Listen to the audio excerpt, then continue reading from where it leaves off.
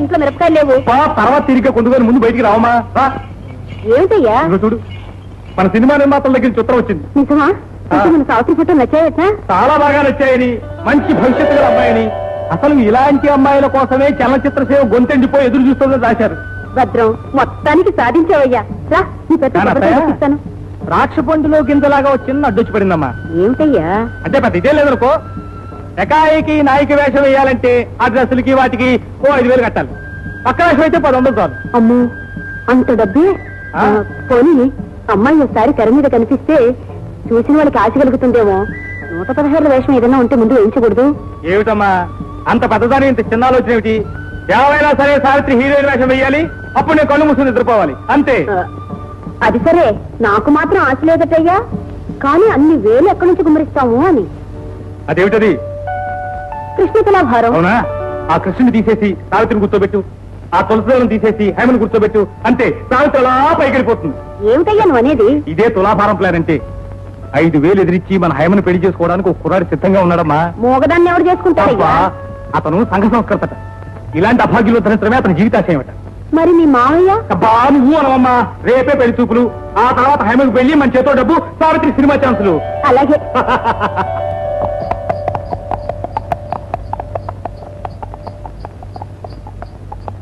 బాబు ఇక్కడ ఆపా బాబు. రండమ్మా, మీరు దిగండి. అత్తయ్య చుట్టాలు వచ్చారు, రావమ్మా. ఎవరు? వదిలిగారా? రండి రండి. ఒరే భద్రం, ఏడు మావయ్య పిలిచావా? ఎవర్రా వాళ్ళు? అబ్బా అడిగావా? నీతో చెప్పా చేయకుండా తాంబూలాలు గుచ్చేసుకుని ముహూర్తాలు పెట్టించేసి ఆ తర్వాత నీతో చెబుదాం అనుకున్నాను. నా ప్లాన్ అంతా పాడు చేసావు మావయ్య. తాంబూలాలేమిటి, ముహూర్తాలేమిటి? నీకేమైనా పెళ్లి సంబంధమా? అవును, నా పెళ్లిడికి వచ్చిన 2 ఆడపిల్లలు ఇంట్లో పెట్టుకుని నేను ఎలా పెళ్లి చేసుకుంటాను అనుకున్నావు మావయ్య. నీకన్నా చిన్నవాడినైనా నాకు బరువు బాధ్యతలు తెలుసు. మరైతే ఈ తతంగంతా ఎవరికరా? చెప్పేదాకా వదలవు. మన హైమకి. హైముక? నువ్వేమో హైమకు తొందరగా పెళ్లి చేసేద్దాం అనుకుంటున్నావా? మా అమ్మకేమో హైమను కోడలుగా చేసుకోవడం ఇష్టం లేదు. మరి నాకు తప్పుతుందా? అందుకని ఓ బ్రహ్మాండమైన సంబంధం చూశాను. మన హైమ సంగతి అంతా చెప్పేశాను. వాళ్ళు దానికి ఒప్పుకున్నారు. అవన్నీ సరేరా, అబ్బాయి ఎలా ఉంటాడో ఏమిటో చూడకుండా చేయకుండా ఎలా ఒప్పుకోవటం? అతనికి సెలవు దొరకలేదట. అందుకని వాళ్ళ అమ్మగారిని చూడమని, నచ్చితే వెంటనే ముహూర్తం పెట్టించేయమని రాశాట. అదిగో ఆవిడే వాళ్ళ అమ్మగారు. ఒరే, ఇది పెళ్లిరా, బజార్లో కొనుక్కునే వస్తువు కాదు. నచ్చితే ఉంచుకోవడానికి, నచ్చకపోతే పారేయటానికి. ఏది ఏమైనా నేను కూడా అబ్బాయిని చూసి నాకు బాగా నచ్చితే గాని మిగతా విషయాలు మాట్లాడు. అమ్మాయి నాకెంతో నచ్చిందమ్మా. కుందన బొమ్మలా ఉంది. అదేనండి వదిన గారు, ఆ భగవంతుడు చేసిన మేలు. ఆ మాటలు లేని తనానికి తోడు పురుపిగా కూడా పుట్టిందనుకోండి, మా కడుపు కోత ఎలా ఉంటుందో ఒక్కసారి ఆలోచించండి. మా అక్క డాన్స్ కూడా బాగా చేస్తుందండి. మధ్యలో మా అమ్మే ఆపేసింది. లేకపోతే నన్ను కూడా మించిపోయేదే కదక్క. దానికి డాన్స్ నేర్చుకోవడానికి తీరికెక్కడదే పాపం. ఈ పంపులో యువతలసం పాపలు పెట్టేవాళ్ళు లేరు. ఇంటి చాకరీ చేయడానికే 24 గంటలు సాళ్ళం. ఆడపిల్ల కదండి, వంట పని నేర్చుకోకపోతేనా? వదిన గారు, వంటింట్లో ఏదో పిల్లి వచ్చినట్టుంది. పెడతానమ్మా ఆవిడ పిల్లి. వదిన గారు, మా హైమకి పిడకలు చేయటం దగ్గర నుంచి పిండి వంటల దాకా అన్ని నేర్పాను అనుకోండి. మంచిదే కదండి. మళ్ళీ వద్దు వస్తుంది.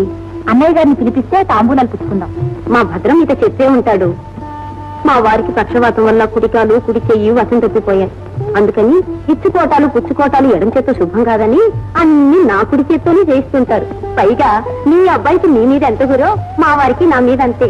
మా అమ్మాయి మీకు నచ్చింది, మీరు నాకు నచ్చారు. ఇక లాంఛనాలు పూర్తి చేసుకోండి.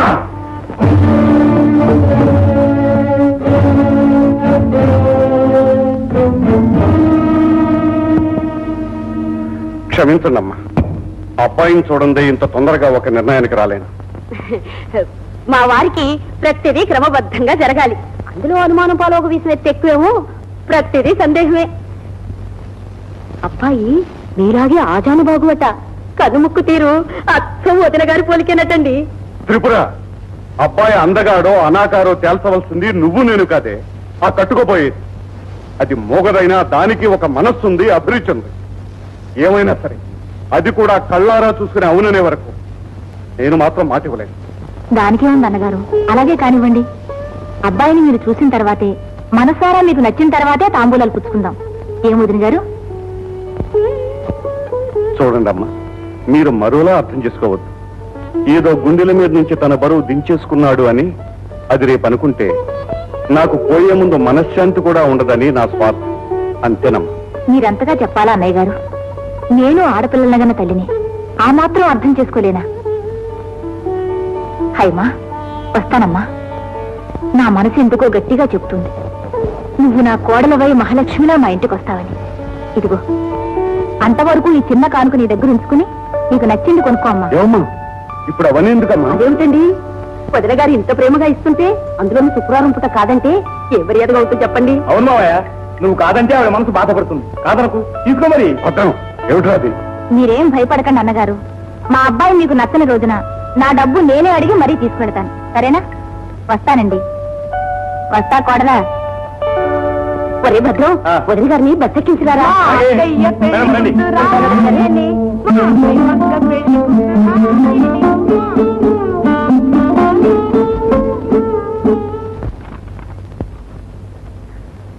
త్రిపురా, నువ్వు ఇంటి ఖర్చుకని అప్పుడప్పుడు తీసుకుంది 246 రూపాయలు దాకా అయింది. ఆ 4 రూపాయలదే ఉందిలే, 250 రూపాయలు ఇచ్చేసి. 200 కర్మదినా, 500 తీసుకో, సంతోషంగా ఇస్తాను. కాకపోతే రేపు మా అమ్మాయి పెద్ద సినిమా యాక్టర్ అవుతే కొండంత డబ్బు లంకంత పేరుతో మీ భద్రానికి ఇవ్వాలనుకున్నాను. అదేం వద్దు, 200 చాలనుకుంటే నీ ఇష్టం. అయితే సినిమా యాక్టర్ అయితే అంత డబ్బు గడిస్తుందా ఏమి? ఎన్నకంటది వదినా, లక్షలు ఈ 2 చేతులు చాలు అనుకో లెక్కెట్టడానికి. అందుకేని నా కోడల ముఖాన జర్రెగొడ్డంత అదృష్ట లేకుంది. ఆ బాకీదే ఉందిలే, ఊరికే గుర్తు చేయడానికి చెప్పాను. 250 రూపాయలు గుర్తు పెట్టుకోమ్మ. అట్టాగే. సావిత్రమ్మ గారు, పూజారి గారు మీకేమన్నారు? సాంబాయి నీకే తెలుసా, మా అక్కయ్య పెళ్ళైపోయింది. ఏమిటమ్మా, పెద్దమ్మ గారు మళ్ళీ ఏమని తిట్టారా? కాదు, నిజం పెళ్ళే. వాళ్ళ అత్తగారు కూడా చూసుకున్నారు, బాగుందన్నారు. ఇక పెళ్ళే. మరి ముహూర్తం ఎప్పుడమ్మా? ఎప్పుడేమిట్రా, తక్కువ వచ్చినా కళ్యాణం వచ్చినా ఆగుతుందా? తొందరలోనే. మంచిదమ్మా, వస్తాను. అదేమిట్రా, వచ్చిన వాడు ఎలాగూ వచ్చావు, కాస్త పలహారం చేసుకో. ఇవాళ నాకు వారం కాదు కదమ్మా. ఓర్పిచ్చి సన్నాసి, హైమకి పెళ్ళంటే ఈ ఇంట్లో వాళ్ళందరికీ పండగలా ఉందిరా. నువ్వు కూడా కాస్త పలహారం చేసుకో. ఇదిగో హైమా, సాంబయ్య వచ్చాడు, 4 లడ్లు పట్టరా అమ్మా.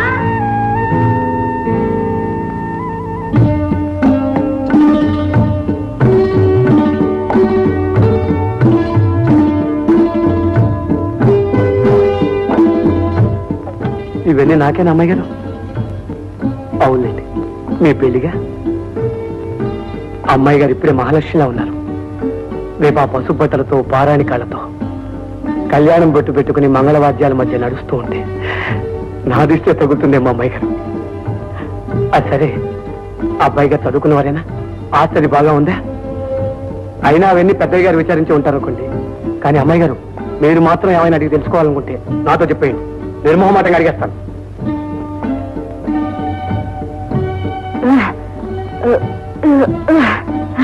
నిజంగా అమ్మాయి గారు, మీ పెళ్లి మాట వినేసరికి నేను ఎంత పొంగిపోయానో తెలుసా?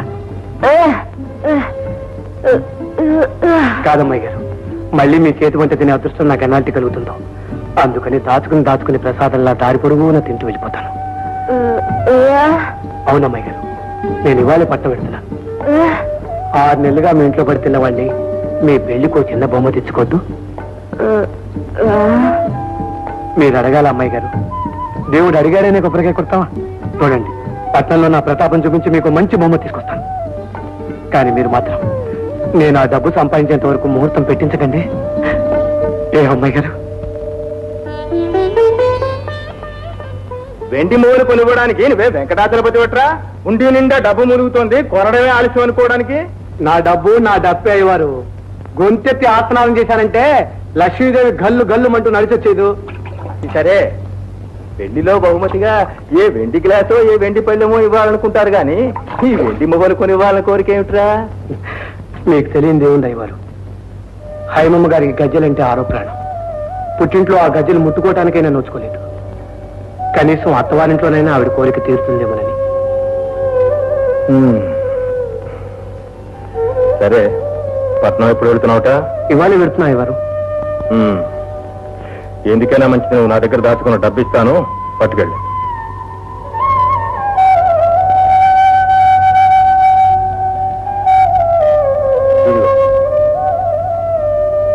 అదేమిటయ్యవారు, నేను దాచుకుని 20 కదా, 30 ఇచ్చారేమిటి? ఒరే సాంబా, నా దేవుడు మూగవాడే, నీ దేవత మూగదే. ఆ మూగదేవత కట్టే ముడుపులో నన్ను ఓ చేయవేయనీరా. అలాగే అయ్యవారు, నేను వెళ్ళొస్తాను. క్షేమంగా వెళ్ళిరా. జాగ్రత్త. చూడు, రాత్రింపగళ్ళు ఆ డబ్బు ధ్యాసలో పడి తిండి తిప్పలు మానేక వేల పట్టున 4 మెతుకులు నోట్లో వేసుకుంటూ ఉండు. అలాగే. ఆ తర్వాత ఆ చూర్ణం ఇచ్చాను చూడు, అది 2 పూట్ల ఇంత తేలిలో రంగరించుకొని. ఏమిటి వింటున్నావా? వింటున్నానండి. చెప్పింది వింటావు, చేసి ఆడవు. లేదయ్యవారు, తప్పకుండా చేస్తాను. ఆ దగ్గు నాకు అశ్రద్ధ చేయకూడదురా. అలాగే. మీరున్నాను అయ్యవారు, మీరున్నాను. తర్వాత 2 రోజులకు ఒకసారి ఎలా ఉన్నావో ఏమిటో. తప్పకుండా వేస్తానండి. రే జాగ్రత్త. అలాగే.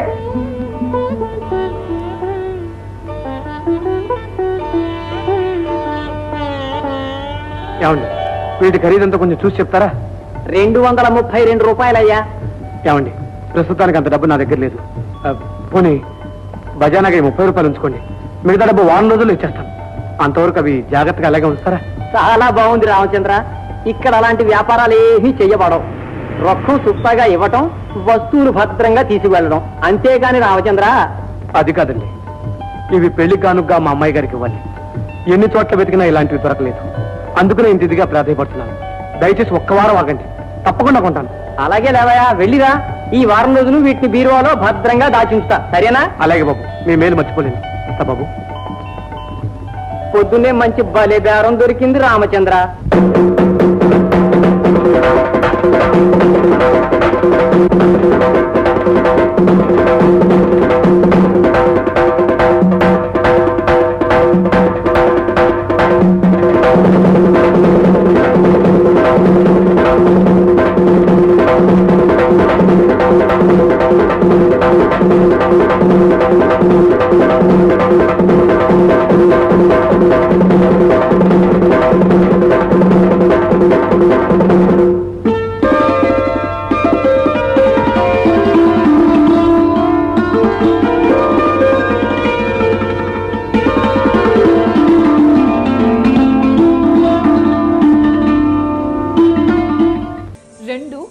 చెరువులు పశ్చిమ ఆసియాలో ఉన్నాయి. వీటిని అక్కడున్న ప్రజలు ఈ చెరువుల్ని సముద్రాలు అని పిలుస్తారు. కానీ అవి మాత్రం చెరువులే. ఈ 2 చెరువులు కూడా ఒకే నది నుండి వచ్చిన నీళ్లతో ఏర్పడ్డాయి. గోలాన్ హైట్స్ నుండి పుట్టిన జోర్దాన్ నది లెబనాన్లోని చెట్ల మొదళ్ల నుండి రకరకాల ఔషధాల తత్వాలను తీసుకొని స్వచ్ఛంగా ప్రవహిస్తూ ఉత్తర దిక్కున వెళ్లి ఒక సముద్రంగా ఏర్పడుతుంది. అలాగే దక్షిణం వైపుగా వెళ్లి